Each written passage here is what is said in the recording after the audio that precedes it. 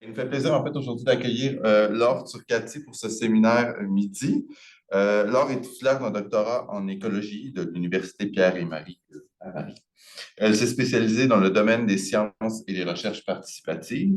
Elle a coordonné dans le cadre d'un stage postdoctoral au CIRST en collaboration avec l'organisme Ouranos la phase pilote d'un suivi participatif des niveaux des eaux dans le cadre d'un projet qui s'intitulait, tu me dis si je me trompe, Rivière à l'œil. C'est bien ça. Elle effectue en ce moment un court séjour de travail et de recherche au CIRS pour poursuivre des projets en cours et elle en profite pour présenter ce séminaire midi qui a pour titre, je vous le donne en mille, Métrologie participative de la qualité de l'air. Quel médiateur pour quelle participation? Alors, je vais lui céder la parole sans plus tarder. Pour ce qui est des questions, si jamais vous en avez, ben, je vous invite à utiliser la petite icône de la main levée dans le logiciel Zoom ou encore de les écrire dans le clavardage et on se chargera de les relayer au besoin. Alors, à toi. Merci, merci pour votre accueil et merci Jean-Benoît pour l'introduction. Dans mon petit résumé, j'avais proposé de discuter de 3 projets qui s'intéressent à la qualité de l'air et qui utilisent des médiateurs différents pour aborder ce paramètre de l'environnement qui est invisible au sens humain la plupart du temps. Mais il y a un de ces projets qui est vraiment moins avancé que les autres. C'est que finalement, on va s'en tenir à 2. Puis c'était pour aussi être un peu moins long. Mais on pourra en discuter si vous avez des intérêts. Donc avant d'attaquer dans le vif de ces 2 observatoires, vous donner quelques éléments de contexte et dans quelles circonstances ils ont été mis en place. J'ai une barre devant mon écran. Voilà.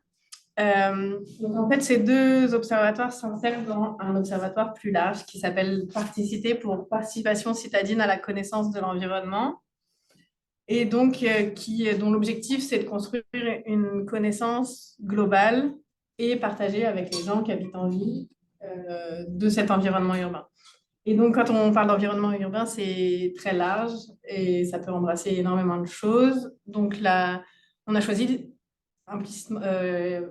volontairement de ne pas définir ce que c'était l'environnement urbain, mais de se dire que dans Particité pouvaient être considérés tous les paramètres qui pouvaient avoir un effet sur le bien-être des citadins.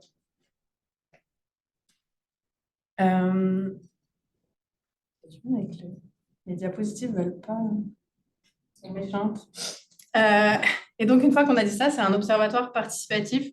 Je me permets de faire un petit rappel de ce que j'avais déjà dit il y a un an à mon séminaire midi et puis rappeler un peu ce que c'est les sciences participatives avec cette définition que moi j'aime bien parce que elle se focalise pas sur les différences parce que les sciences participatives et recherche participative c'est extrêmement divers et donc elle essaye juste d'inclure tous les gens qui font de la recherche en fait avec les gens dont c'est pas le métier. Donc tous les projets qui travaillent avec des gens dont c'est pas le métier.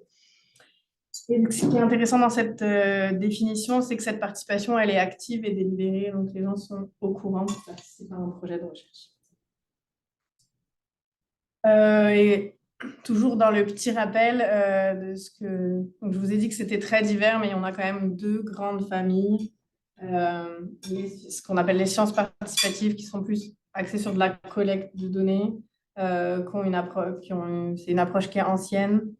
Et l'objectif, c'est de construire des connaissances sur l'objet de recherche. Et puis, les recherches participatives qui sont ancrées un peu dans la recherche-action, la recherche avec les communautés. Et les motivations, c'est répondre à des défis sociétaux et améliorer les conditions d'existence des personnes qui s'impliquent dans le projet. Évidemment, il y a aussi des objectifs de production de connaissances. Voilà. Et donc, quand on a lancé Particité avec mes collègues Laurence Aymar et Gilles Platner, ce qu'on s'est dit, c'est qu'on n'avait pas envie qu'ils soient dans une ou l'autre de ces familles et que ce serait bien qu'ils soient dans les 2, que ces frontières étaient peut-être un peu floues. Voilà. Et on s'est dit qu'une des manières de le faire, c'était qu'on puisse impliquer les gens qui seraient intéressés à l'être à toutes les étapes de production de la connaissance scientifique. Donc, élargir un peu les sciences participatives où on a beaucoup une participation sur la collecte de données à d'autres étapes. Donc, inviter les gens à s'impliquer dans la définition des questions de recherche, la définition des protocoles, et puis plus loin après dans l'analyse de données. Donc, pour faire ça, comme je vous le disais, l'environnement urbain, c'est très large. On ne pouvait pas tout embrasser dès le début. Donc, on a diffusé un questionnaire déjà pour voir un peu sur quelle thématique les gens qui vivent en ville avaient envie de s'impliquer, qu'est-ce qui les intéressait, et puis comment ils... Voilà, nous, on avait envie que les gens s'impliquent à ces différentes étapes, mais est-ce qu'eux, ils avaient envie de le faire? Il fallait qu'on sache. Voilà, donc on a eu un peu plus de 500 réponses. C'est dans un papier qui est là si ça vous intéresse. Mais en gros, un des résultats, à cette époque, on a travaillé avec Marine Legrand, qui est anthropologue, sur ce questionnaire. Un des résultats, en tout cas, moi qui m'a pour partie étonnée, c'est que donc là, la question, c'est dans quel domaine souhaiteriez-vous que l'Observatoire fasse des mesures? Et les gens pouvaient répondre à plusieurs paramètres, mais en les classant, en les priorisant.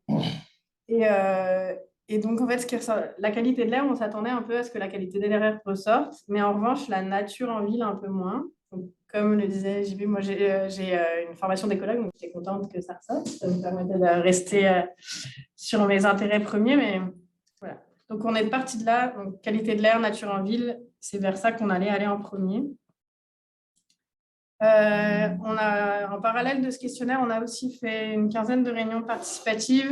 Donc, le questionnaire, c'est des questions fermées. L'idée, c'était d'agir un peu en complément, faire émerger de nouvelles idées, de faire plus parler les citadins et citadines autour de ces questions.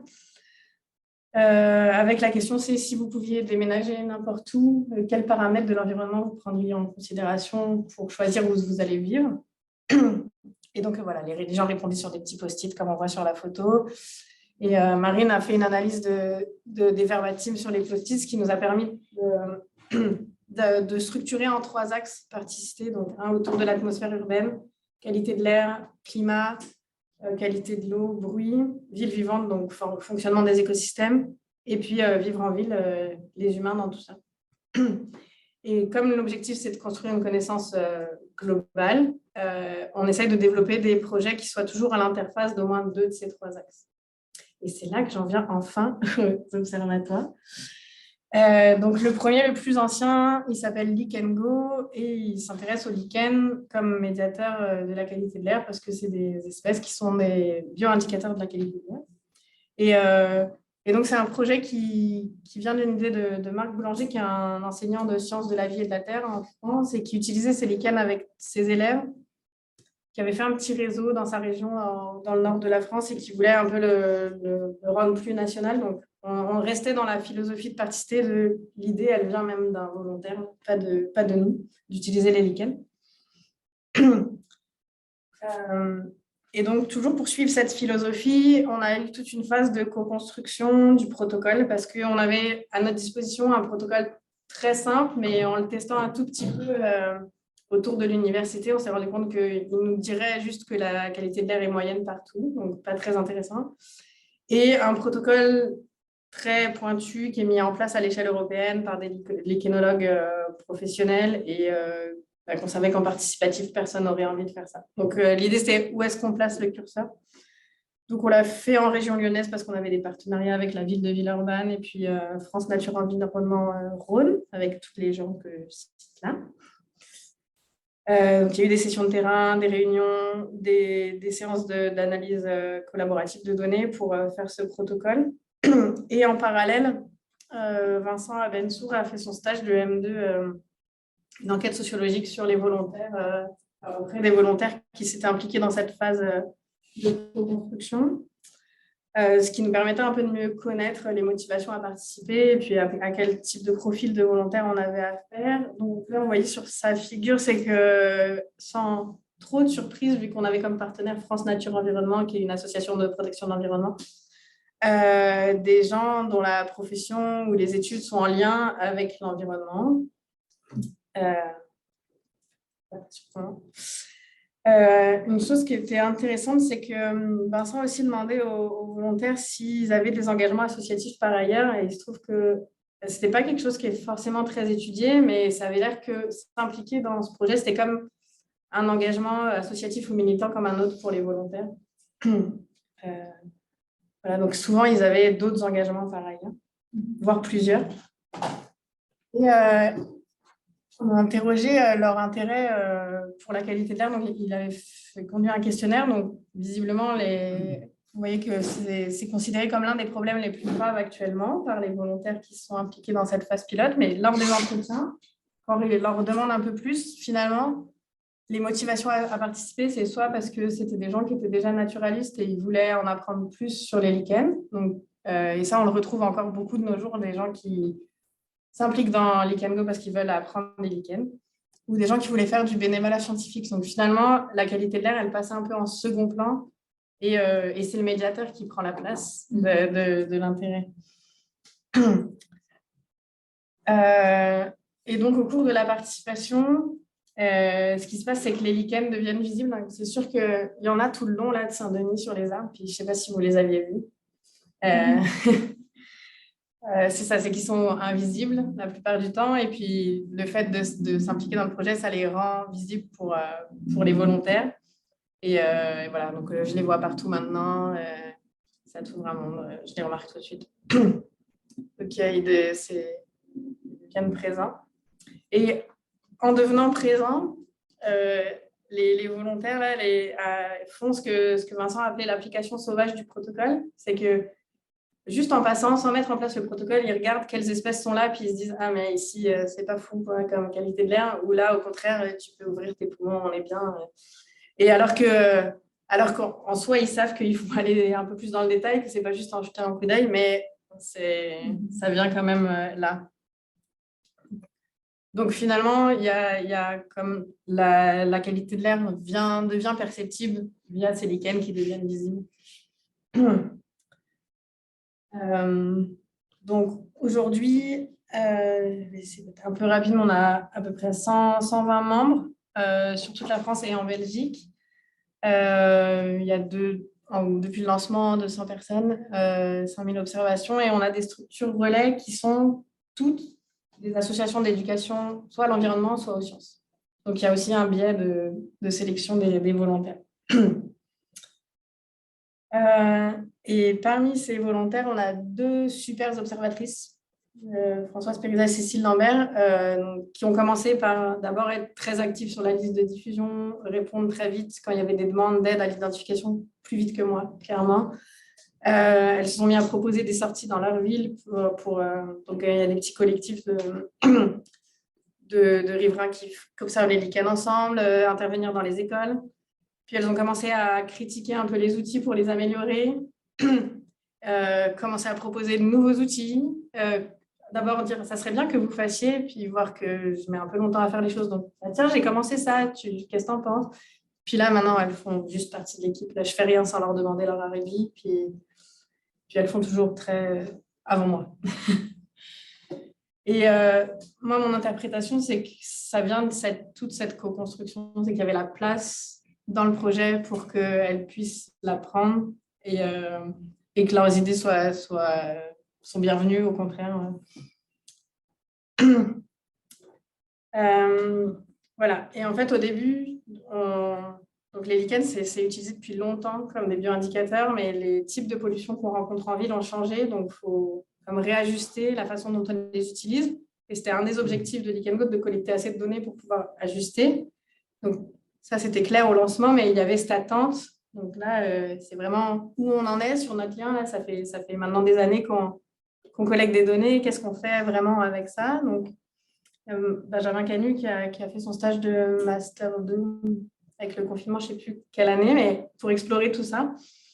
Ce qu'il a fait, c'est qu'on avait des données, puis il a recollecté des données. Là, c'est une carte de l'Île-de-France, donc la région autour de Paris.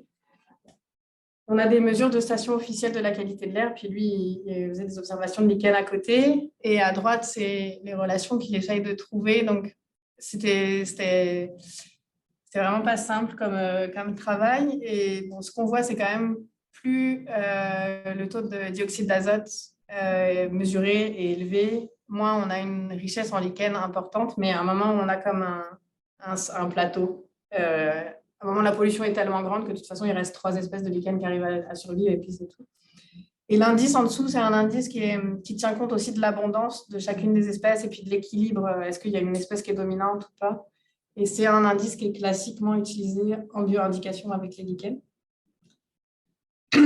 Et donc, on a publicisé son rapport de stage, etc. Et là, les volontaires se sont dit, mais moi, je veux le calculer, ça que à l'échelle de mon quartier ou que de ma ville. Donnez-nous les formules, comment on fait pour faire ça. Donc, OK, on a donné. Et puis, en fait, quand même, il avait fait plein de corrections stats. C'était pas si simple que ça. Donc, ça marchait pas. Puis là, il y a eu un peu de friction. Bon, en gros, on prend des données, mais après, vous jouez avec, puis on comprend rien à ce que vous faites. Et puis, voilà. Donc, pour remédier à ça, il y a la thèse du Kuna qui a commencé à l'automne. Et un de ses axes de thèse, c'est de développer de nouveaux indices de qualité de l'air, de comprendre à quel polluant est sensible quelle espèce, et qu'on ait, au moment de la saisie des données, une interface qui permette de dire, voilà, tel indice de vous dans votre localité, voilà l'indice de qualité de l'air qu'on peut calculer avec vos données. Et ça, on le fait avec les volontaires directement. Donc, quand on n'est plus cette question de ce que vous faites, c'est trop compliqué, on ne comprend rien à ce que vous faites. Et puis, ça reste complètement dans la philosophie de participer, que l'analyse, elle soit avec eux. Voilà pour Geek & Go. Mais donc, comme je vous le disais, on touche des gens qui ont une affinité naturaliste. Ce qui les intéresse, c'est aussi d'apprendre à déterminer les lichens. Et donc, on ne touche pas tellement les gens qui, de prime abord, sont inquiets par rapport à la qualité de l'air, ou juste des gens qui s'intéressent à leur environnement, mais sans avoir de fibre naturaliste. Donc, on a un autre projet qui s'appelle Écorsaire, où on invite des volontaires à prélever des écorces de platane. Donc, le platane, ça perce son écorce une fois par an, à peu près en ce moment, en Europe. Donc, les gens peuvent les prélever sans blesser l'arbre. Et puis, ça permet on mesure donc, la susceptibilité magnétique, mais ça permet d'avoir accès à la quantité de particules fines qui est restée collée sur l'écorce pendant 1 an. Donc, c'est bien complémentaire à Lick & Go parce que Lick & Go, on ne peut pas le faire sur les platanes parce que justement, l'écorce tombe, donc les lichens n'ont pas le temps de s'installer. Et il y a beaucoup de platanes en ville en Europe, donc c'est frustrant. Et puis, ça concerne les particules, alors qu'avec Lick & Go, on a accès plutôt à d'autres types de polluants. Et là, les structures relais, à l'inverse, pour Lick & Go, on n'avait que des assos d'éducation à l'environnement ou à la science. Là, c'est des municipalités. Je vous ai mis l'équipe de chercheurs, chercheuses qui est derrière. Et donc, sur les intérêts à participer, et puis parmi les participants, là, on a des collectifs de riverains. Ce qu'on n'a pas pour Lick & Go, c'est de la participation individuelle principalement. Et donc, ils sont concernés par la qualité environnementale de leur quartier. Ils veulent évaluer la pollution autour d'un axe routier très passant, des choses comme ça. Ils veulent pouvoir alerter. Voilà, il y en a certains qui sont vraiment dans le côté militant avec cette participation à Écorsaire. Pour les volontaires individuels, il y en a certains qui sont préoccupés parce qu'ils sentent un effet de la pollution sur leur santé. Et à l'inverse, il y en a d'autres qui disent non, moi la pollution, ça ne me fait rien. Donc, il n'y a quand même pas de profil type. Et ouais, ça, c'est des entretiens qui avaient été menés dans le cadre de travaux de licence 1 de tous les étudiants qui sont cités là.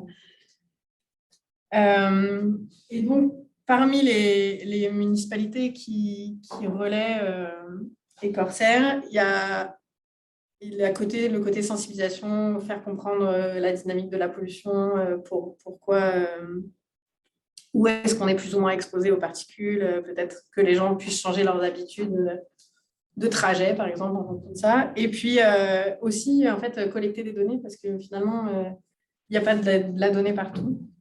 Donc, ils sont aussi beaucoup intéressés par ces données. Et juste quelques petits résultats. Ça va, je parle très vite, j'avais peur d'être trop long, mais...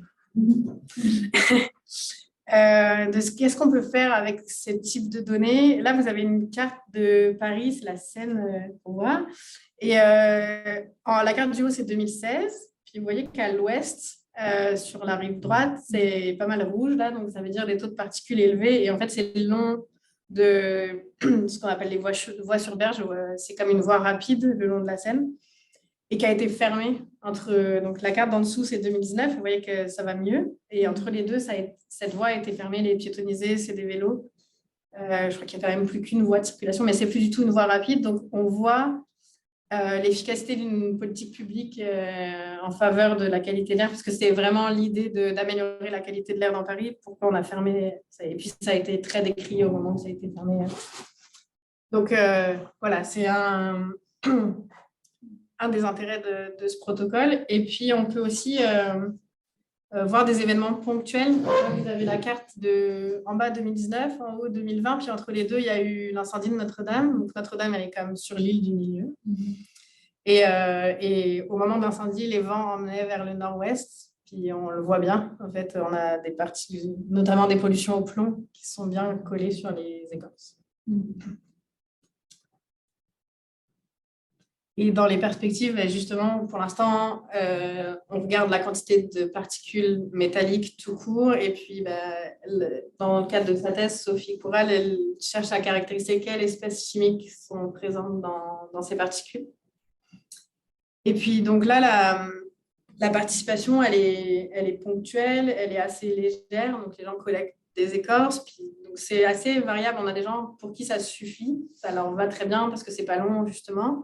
Puis d'autres qui viennent, qui posent des questions, qui sont venus visiter le laboratoire, qui sont intéressés pour aller plus loin. Donc, on aimerait acheter un susceptiblimètre tout petit comme ça, qu'on pourrait prêter dans les maisons de quartier et former des animateurs pour que les gens puissent faire leurs mesures eux-mêmes. Donc ça, c'est un rêve fou parce que ça n'est quand même pas gratuit, un susceptiblimètre. Mais c'est dans les cartons quand même d'essayer de faire ça. Donc, pour revenir un peu sur les différences entre ces deux programmes, il y en a un où le protocole est quand même long à mettre en place et donc on a moins de participants parce que c'est plus exigeant. Et ils viennent de prime abord parce qu'ils ont envie d'en savoir plus sur les lichens et puis la qualité de l'air vient après. Tandis que pour Écarceur, c'est plus léger et puis la motivation, c'est d'en savoir plus quand même sur la qualité de l'air. Donc, comme je vous disais, d'un côté, les relais, ce n'est pas nous qui allons les chercher. Enfin, la mairie de Paris, on est allé la chercher. Mais pour l'Ikengo, c'est vraiment sur la base du volontariat. Donc, c'est spontanément des associations d'éducation à la science et à l'environnement qui sont venues nous voir pour relayer l'Ikengo. Et une chose aussi, en préparant la présentation qui m'est venue, je ne l'ai pas encore interprétée, mais... Dès le lancement des Corsaires, on a eu un relais des médias locaux. Là, c'est le Parisien qui promouvait ce qui se passait à Versailles. Puis l'Ikengo, très peu. Puis là, l'Ikengo, ça vient maintenant. Et je ne sais pas comment interpréter ça, mais je trouve ça curieux. Voilà. Et puis, comme on a un petit peu de temps, je peux vous parler une minute de ExpoPet, donc qui est le troisième volet sur la qualité de l'air, où là, on prête des capteurs. Vous voyez sur la photo les choses qui ressemblent à des petits fantômes, là, et puis des cylindres bleus. Donc, le petit fantôme mesure les particules et le cylindre bleu, les oxydes d'azote. Et donc, c'est toute une complexité technique parce que ça vient avec un smartphone. Il y en a un qui ne marche pas sans batterie. Et donc, on prête, on voit les volontaires ont un sac banane avec le smartphone, tout ça. Puis ça se décroche, puis ça arrête de prendre des données. C'était la première campagne, était horrible parce que techniquement, ça ne marchait pas.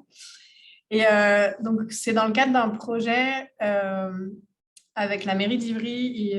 C'est une commune, c'est une grosse commune, il y a beaucoup de monde, mais c'est une commune juste au sud de Paris qui touche Paris. Et donc, c'est aussi un projet qui s'intéresse à la marchabilité des personnes âgées. Donc, tous nos volontaires, c'est des personnes qui ont plus de 65 ans et donc, qui mesurent la qualité de l'air et en même temps renseignent, j'aime pas ça passer par là parce que le trottoir est encombré, ou j'aime passer par là parce qu'il y a un banc, etc. Et donc, ils ont été recrutés, ils et elles ont été recrutés pendant une fête de quartier. Donc, c'est C'est beaucoup des gens qui ont envie de rendre service, qui ont rencontré des chercheurs qui se sont dit bah, oui, ça a l'air le fun de se trimballer avec un capteur, je vais le faire. Ça me prend... De toute façon, je sors, donc voilà. Et puis, donc, ils fréquentent la maison de quartier, donc ils ont leurs habitudes, on fait nos rencontres à la maison de quartier. Il y a aussi ce côté, bah, c'est dans ma communauté, donc je le fais. Et au fur et à mesure, là, on se rend compte de la curiosité. Il et elle, on dit, bah, je suis passée par là, parce que je ne passe jamais par là, mais je me suis dit que c'était pollué, donc je voulais voir à quel point, où j'ai marché derrière le bus pendant 10 minutes, parce que pour voir ce qu'ils rejettent. Voilà. Et donc, la municipalité est partenaire et proactive dans le projet. Et donc, le cas d'Ivry-sur-Seine est un peu particulier parce qu'ils ont une élue à la culture scientifique qui veulent vraiment promouvoir la culture scientifique. Et l'ambition, c'est de tester est-ce que les sciences participatives, ça peut rentrer dans leur démocratie participative. Enfin, voilà, c'est un peu les grandes ambitions. Donc, c'est plutôt chouette de travailler avec cette municipalité. J'en ai fini. Merci pour votre attention.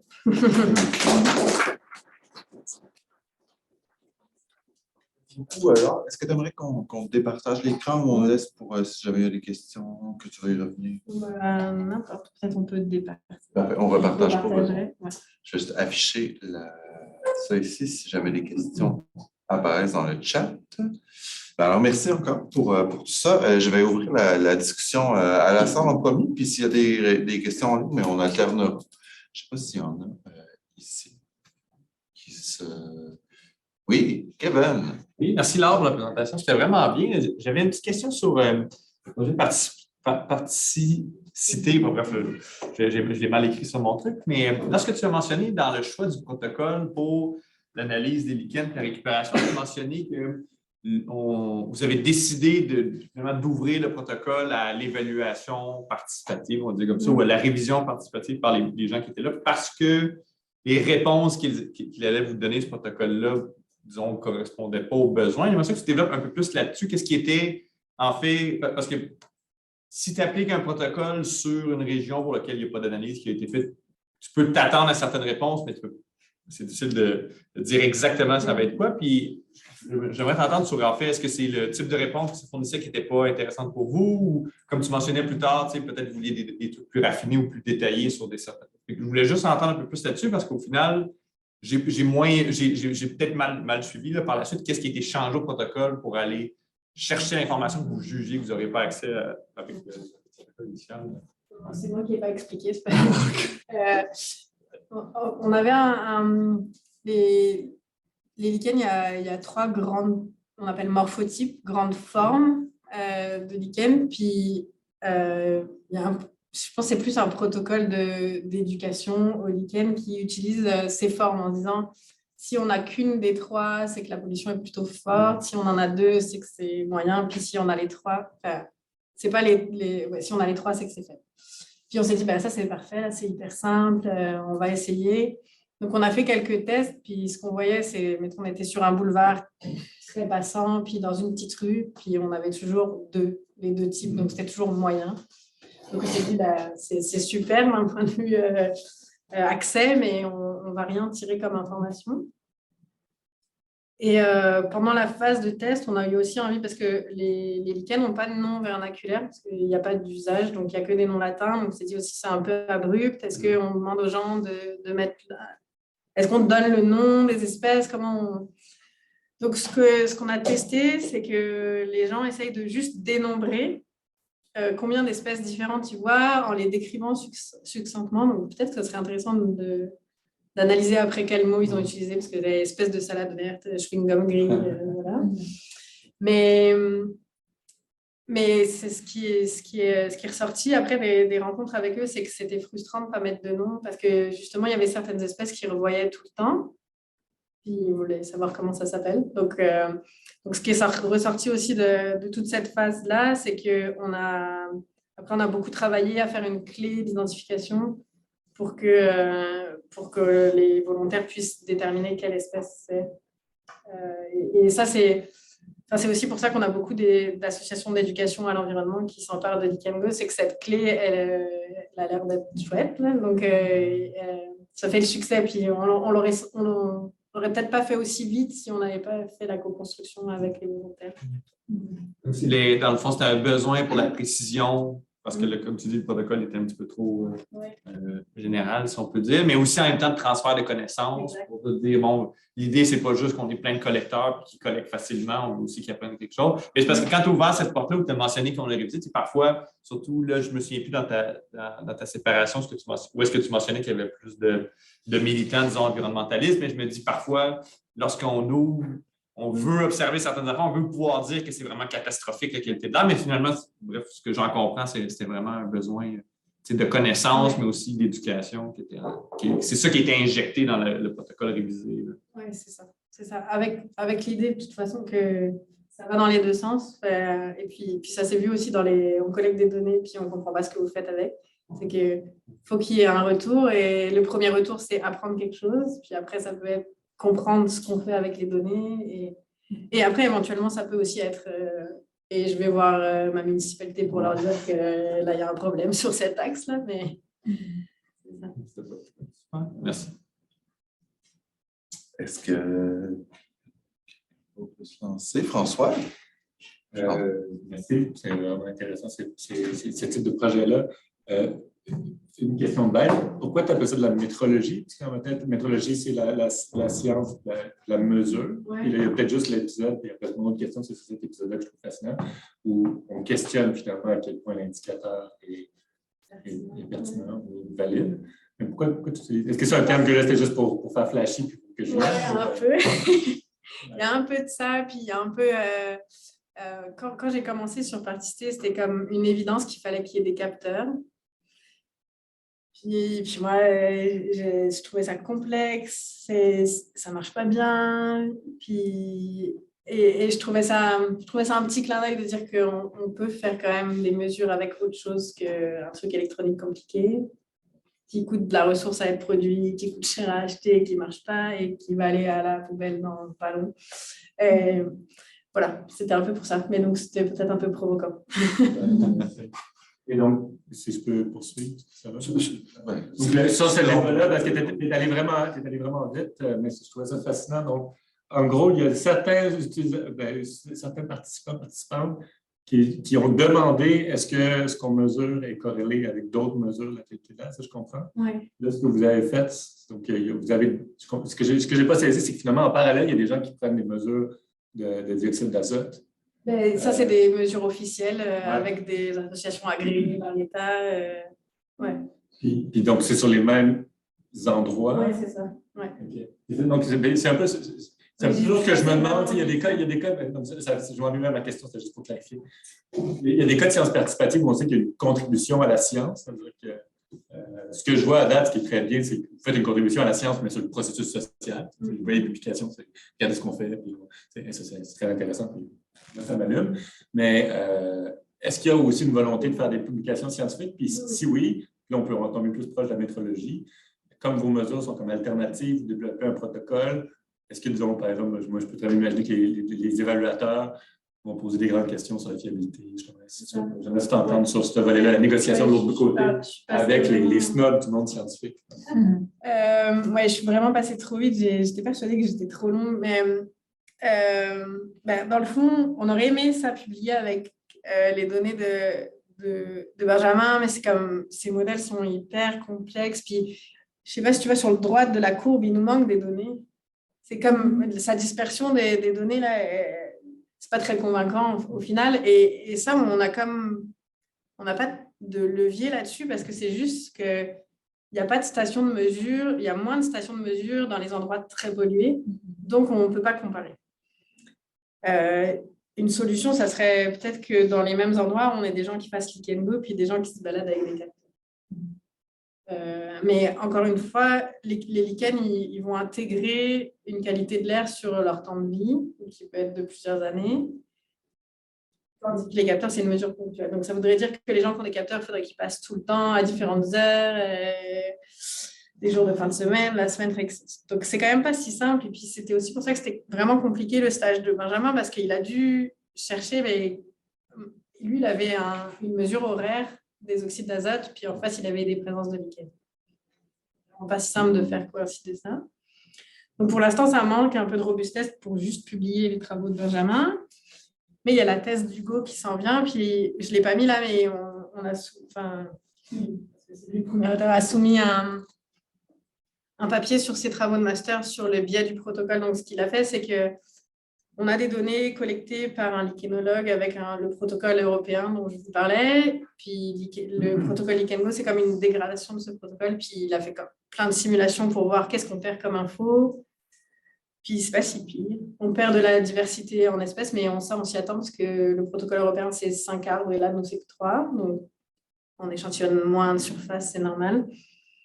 Mais donc, voilà, il a analysé ça. Il a aussi proposé, il y a un endroit où un expert a regardé les lichens, puis après, il y a une trentaine de volontaires qui ont fait les mêmes échantillons. Donc, on voit quelles espèces sont tout le temps ratées, quelles espèces sont surreprésentées, etc. Et donc, on est en train d'ajuster la clé de détermination en fonction. Donc, ça commence à être une première publi sciences dures, on va dire. Et puis après, là, tous les restes de ces axes, il va publier. Oui. Oui, j'aurais une question, mais d'aspect pratique, on va peut-être faire bifurquer un peu la discussion, mais on y reviendra avec des trucs plus justement méthodologiques et tout au besoin. Moi, je me demandais simplement, tu as parlé à plusieurs reprises de l'évolution de la culture scientifique chez les participants, chez les gens qui en viennent à changer la perception qu'ils ont même du protocole et de qu'est-ce que c'est faire la recherche et tout. Mais je me demandais, puisque ça s'étale quand même sur plusieurs années, est-ce que chez les villes ou les régions participantes, est-ce qu'il y a eu une évolution dans le désir de s'impliquer, dans le financement à faire? Est-ce qu'ils ont été plus enclins à participer? Avez-vous des retours par rapport à ça, des villes ou des organismes partenaires? J'aurais pas de réponse nette.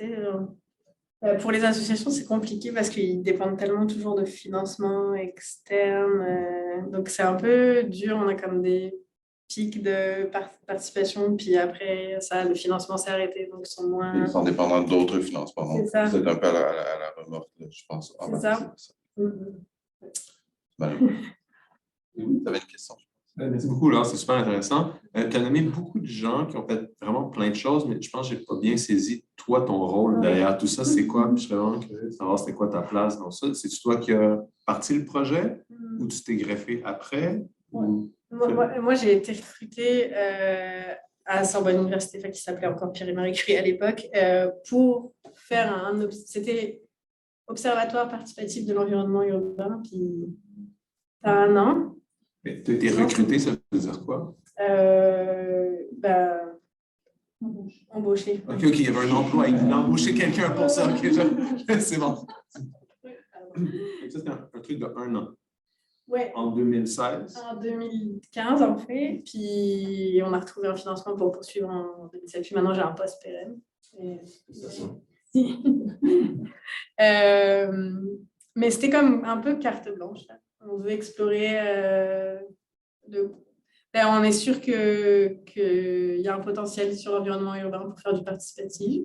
Puis, Les 2 professeurs au début que tu nous as présentés, eux, ils ont eu du financement pour créer ce poste-là. Tu as appliqué, tu as eu le poste. Ouais. Là, tu as continué avec. Puis tu avais carte blanche, fait que ça, c'est tes idées à toi, en discussion avec des chercheurs, mais c'est toi qui as développé tout ça. Sur les 3 projets, c'est des idées, puis il y a des gens qui se sont impliqués tout le temps. Donc, dans le fond, mon rôle, c'est de coordonner, participer, puis d'aller chercher des équipes de recherche que ça intéresserait d'avoir de la donnée. Oui, c'est ça. Ça fait pas mal écho à notre projet avec Florence et Lorna, mais moi, j'ai besoin d'avoir derrière moi un ou une chercheuse qui a besoin des données. Oui. Sinon, ça ne prend pas. Ça ne prend pas. Ouais. Est-ce que c'était toi qui as eu l'idée de participer ou participer était déjà là, puis toi, tu l'as développé? Non, c'est bon. Tu l'as construit tout au complet, c'est vraiment comme ton bébé. Oui, exactement. Wow! C'est vraiment impressionnant. On a une question en ligne. Je vais puisqu'elle est en texte, je me permets de la relayer. 2 questions, en fait, si je comprends bien. Donc, d'abord, ça nous vient de Sébastien Breton. Pourriez-vous nous parler des outils utilisés pour échanger les observations? Avez-vous développé une plateforme ou utilisé des outils qui existent déjà? Sinon, on commence par celle-ci, puis on prend d'autres ensuite. Alors pour Weekend Go, on a fait, je pense que c'est un trait commun des sciences participatives, on a fait du bricolage. La première année, on a utilisé LimeSurvey pour que les gens saisissent leurs données, puis c'était pas mal fonctionnel pour eux. Pour nous, c'était horrible derrière pour récupérer les données, essayer d'en faire quelque chose. Parce que ça mettait comme tout en colonne. Puis les gens, ils utilisent, il faut qu'ils repèrent les lichens sur 45 petits carrés, donc on avait beaucoup trop de colonnes, c'était affreux. Donc après ça, on a travaillé avec un informaticien avec lequel j'avais déjà travaillé, qui a fait une interface. Derrière, pour récupérer les données, c'était parfait, mais c'était vraiment trop abrupt pour les volontaires. Donc, après, finalement, on a essayé de trouver un compromis entre les deux. Je ne l'ai pas mentionné, mais on a comme partenaire Tela Botanica, qui est le réseau francophone des botanistes amateurs. Puis eux, ils ont une vraie expertise de collecte de données participatives. Et on a eu un financement ensemble qui leur a permis d'adapter leur plateforme de saisie de données pour les besoins du protocole Weekend Go. Et avec ça, venaient avec tous leurs outils d'animation de communauté, donc la liste de diffusion, un wiki où les gens échangent des documents, des choses comme ça. Puis la visualisation, la carte que je vous ai, la capture d'écran que je vous montrais là, voilà, ça c'est leur site. Et puis là, on est en train de peut-être s'engager vers une 4e plateforme parce que malgré tout, elle est longue à utiliser parce que Tela Botanica a des contraintes de leur format de données. Et puis, on voudrait avoir ce retour un peu immédiat quand les gens saisissent. Après, ils ont un indice de qualité de l'air, donc ça serait quand même plus ergonomique d'avoir tout au même endroit.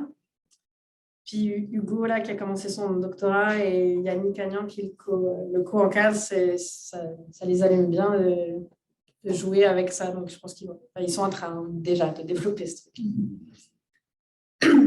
Je te relais la seconde partie de la question. Je comprends qu'il y avait un délai entre les lectures prises des échantillons et le partage des résultats. Ce délai a-t-il été un enjeu pour conserver l'engagement des participants-participantes? Oui, clairement, c'est un enjeu. Il y a vraiment besoin de ce retour pour maintenir la participation. Puis, si on est trop long, il y a forcément des gens qui se désintéressent du projet ou qui sont frustrés, qui pensent que ça ne sert à rien, donc qui arrêtent. Puis pour Écorcère, ça devient un enjeu vraiment sérieux parce qu'on est victime de notre succès. On a comme vraiment trop d'échantillons qui arrivent. Puis je vous ai mis tantôt, il y a que 4 chercheurs, chercheuses.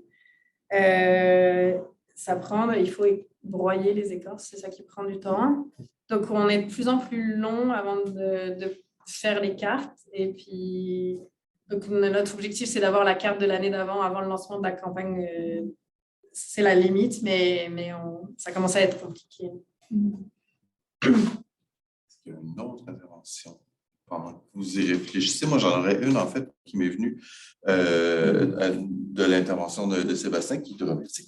Tu as parlé justement des plateformes de partage des données puis des instrumentations aussi qui ont servi à certaines collectes. Est-ce qu'il y a des enjeux par rapport à la... Puis comment se perçoit ou se conçoit la propriété des données ou des savoirs produits ou la propriété intellectuelle c'est un peu général, mais dans le cadre d'une recherche participative ou citoyenne?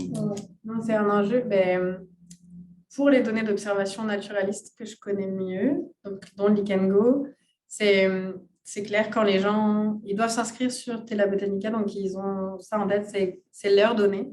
Donc, ça reste la donnée de l'observateur, mais ils cochent comme une case où ils sont d'accord pour que les données soient utilisées à des fins de recherche. Puis, dans le cas des données de Tela Botanica, ils cochent aussi, ils sont d'accord pour que ça aille dans... on a le SNPS, Suivi national du patrimoine naturel en France, et que ça alimente cette grosse base de données aussi. Mais si demain, ils décident que finalement, c'est mes données, je vais toutes les retirer, ils peuvent.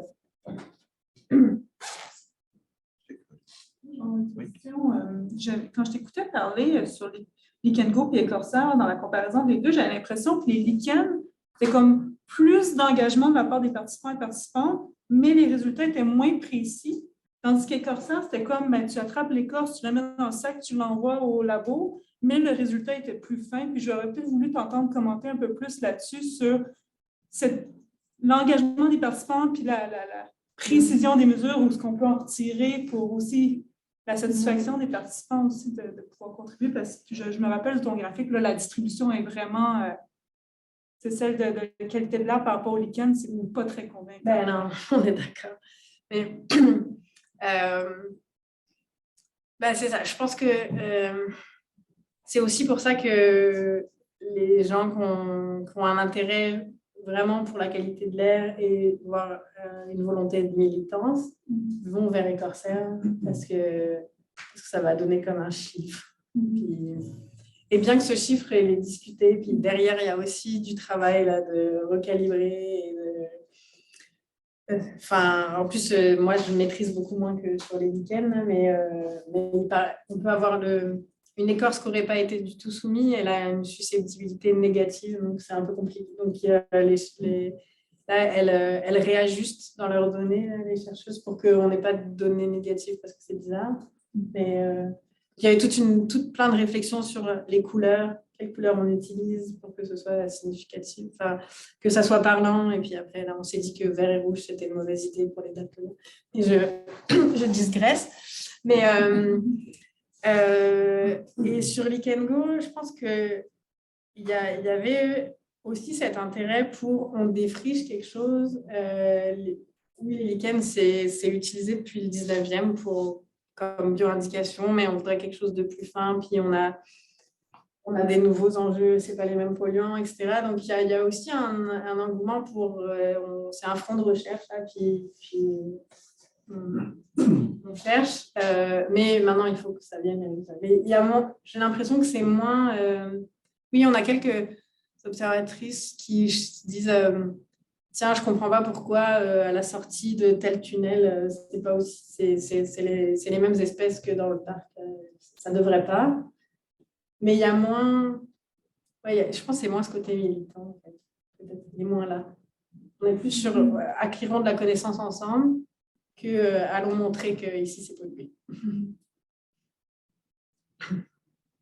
François. Deux questions. Une question, donc tu as donné un peu un profil...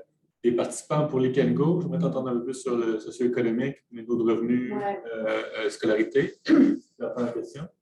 La deuxième question, donc, je pense que quelqu'un qui voudrait être provocateur dirait ces trucs-là marchent maintenant parce qu'en fait, ils font plusieurs promesses sur différents plans. Donc, je vais faire une contribution scientifique, je vais éduquer les gens à un truc comme, par exemple, trouver les lichens, c'est génial. Puis un truc plus général de favoriser la science, parce que les gens aiment la science, ainsi de suite. Puis je me dis que peut-être un modèle alternatif qui est finalement, on prend le même argent, la même cagnotte, on fait des choses beaucoup plus ciblées. Tu sais, OK, tu veux avoir de la data, ben, je vais payer des gens pour le faire. Tu veux faire de l'éducation aux sciences, ben, je vais faire. Puis sur les lichens, on peut avoir des programmes éducatifs vraiment ciblés. Puis là, on pourrait justement éviter de faire un biais que je vais entendre dans un extrait qui est que ben, c'est des riches et des scolarisés qui font ces affaires-là. Donc, j'aimerais t'entendre. C'est effectivement les riches et les scolarisés qui font ça. À ceci près que, puis c'est quelque chose sur lequel on essayé de travailler dans Particité pour éviter ce biais qui est connu et auquel quand on a regardé les réponses au questionnaire, on était tellement en plein ça, puis c'était frustrant. On a essayé d'aller dans des bibliothèques de quartier, puis ça ne marche pas. Je pense que ça pourrait marcher, mais ça demande un temps incroyable qu'on n'a pas. Ceci dit, par exemple, ExpoPed, on n'a pas ce genre de profil parce qu'on a ciblé un quartier en particulier. Justement, on est là dans la maison de quartier, on commence à connaître notre tête. Et donc, il y a des profils socio-professionnels plus divers. Enfin, puis non professionnels, vu que c'est des retraités, mais sociaux en tout cas. Et pour ta question sur est-ce que ça ne coûterait pas moins cher de faire autrement, peut-être sur l'acquisition de données, et ça, c'est pas gagné. Parce qu'il y a quand même des endroits, mettons, s'il y a des gens qui font des mesures sur leur balcon, dans leur jardin, ben ça, on n'y a pas accès quoi qu'il arrive. Donc, c'est aussi un intérêt du participatif. Et puis, enfin, je pense que j'ai pas exactement assez de background pour répondre correctement, mais mon sentiment, c'est que de la médiation scientifique classique, ça a peut-être ses limites quand on voit qu'on a des climato-sceptiques et puis des gens qui sont contre le vaccin. Et puis un peu un vœu pieux, c'est peut-être de se dire que si tu as les mains dans le cambouis d'un vrai projet de recherche, tu vas peut-être mieux comprendre comment ça marche et avec l'espoir derrière que tu analyses mieux les infos qui t'arrivent. Et puis voilà. Et le dernier point sur j'ai oublié, sur les côtés, les catégories socio-professionnelles, c'est l'ICANGO au moins. Il est décliné pour les scolaires avec des collègues du muséum. Et donc, là, non. Les enfants, ils sont captifs, ils n'ont pas le choix que de participer. Mais ils viennent de tout milieu. Donc, on peut s'en sortir comme ça aussi. Est-ce que... Oui, Aurélien, vas-y, je t'en prie. Merci pour ta présentation. D'abord, j'aurais une petite question, ça m'a fait penser, comme tu as parlé des antivax et tout. Je pensais au profil militant que tu peux avoir. Alors, j'imagine que c'était très lié à la suppression des voies sur berge, qui était un des gros trucs à Paris. En même temps, il existait des mesures officielles avec Air Paris et ce genre de choses. Est-ce qu'il y avait des profils de gens qui faisaient preuve d'une forme de scepticisme envers les mesures officielles? Est-ce qu'il y a ce genre de profil, tu vois, des gens qui veulent venir pour essayer de créer collectivement des mesures parce qu'il y a une sorte de défiance avec des mesures qui seraient officielles, etc. Ouais. Sachant que des mesures existent déjà, est-ce qu'il y a quelque chose qui se joue là? Moi, j'ai déjà été contactée par des collectifs vraiment militants qui remettent en doute les données Air Paris, donc c'est la source de mesure. Mais à chaque fois que je discute, c'est arrivé quelques fois, mais quand tu discutes un petit peu en disant j'ai en tête un collectif qui est près d'un incinérateur d'ordures, donc qui est vraiment préoccupé par les dioxines. Puis là, ni l'ICANGO ni Écorcère ne mesurent vraiment les dioxines, mais on peut quand même essayer de voir ce que ça donne, est-ce que la richesse en lichen diminue ou quoi. Et quand tu commences à dire, on peut regarder pour vraiment mettre en place un protocole, regarder s'il y a des arbres près d'incinérateurs, puis on s'éloigne au fur et à mesure, on voit ce que ça donne. C'est l'idéal, ce serait une rue qui arrive, comme ça on garde le même milieu. Puis dès que tu commences à dire c'est pas si simple, il faut quand même qu'on réfléchisse à un protocole ensemble, et puis après ça ne donne plus rien. Je ne suis plus contactée.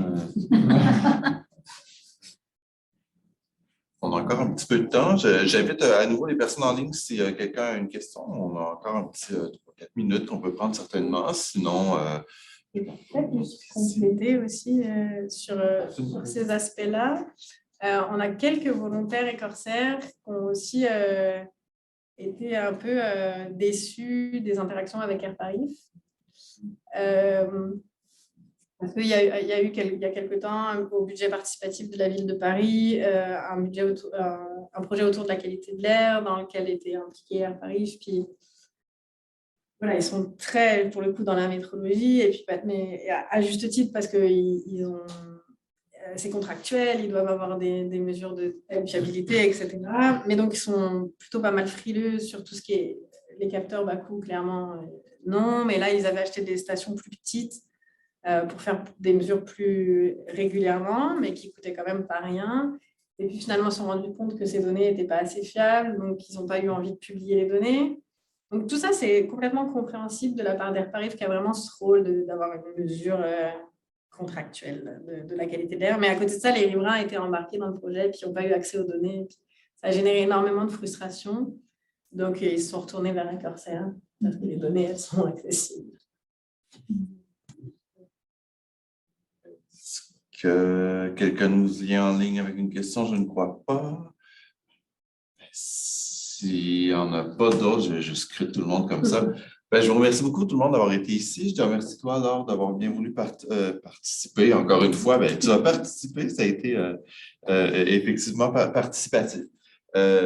d'avoir bien voulu accepter de partager avec nous ces travaux et leur évolution. Ça nous a fait bien plaisir de tout savoir à nous. Alors, merci à toi, merci à tout le monde, merci aux gens en ligne.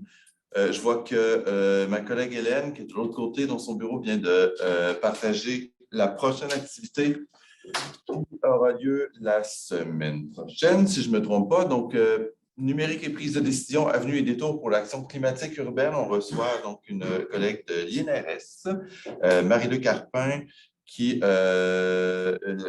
interviendra ici avec Morgane Mouton, un collègue de l'INRS à elle, et Vincent Dutour-Bélanger, qui est un membre du CIRS. Donc, ce sera même heure, même poste, jour différent, le 17 mars. Donc, vous êtes tous et toutes compris. Alors, merci beaucoup. Au revoir.